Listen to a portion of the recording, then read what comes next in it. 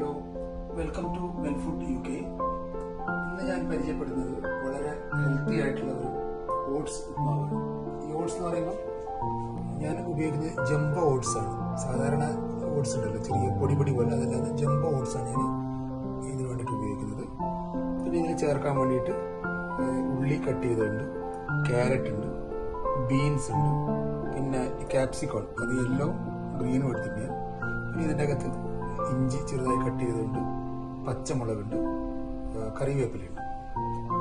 ഇനി ഇത് ചെയ്യുന്ന വിധം ഞാൻ പറയാം. കടുക്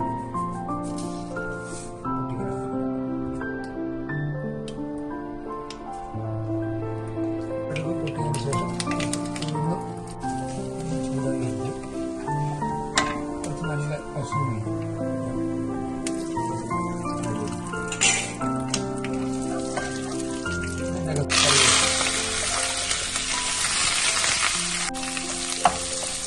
പച്ചമുളക്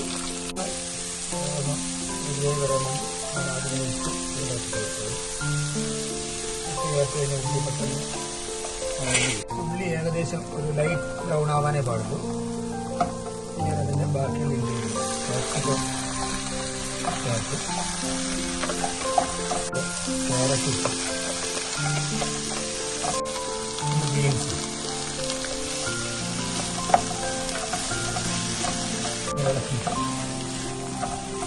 ഒന്ന് വേവാൻ വേണ്ടിയിട്ട് കുറച്ച് വെള്ളം ഒഴിക്കണം. വേവാൻ ആവശ്യമില്ല, കൂടുതൽ വെള്ളം ഒഴിക്കരുത്.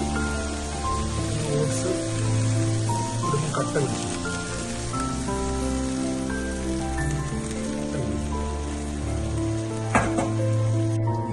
ഇനിയൊരു 5-6 മിനിറ്റ് ഇങ്ങനെ അടച്ച്, നല്ല ടൈറ്റായിട്ട് അടച്ച്, ഇനിയിപ്പോൾ നല്ല രീതിയിൽ വെന്തിട്ടുണ്ട്. ഇനി ഞാൻ ഇതിനകത്ത്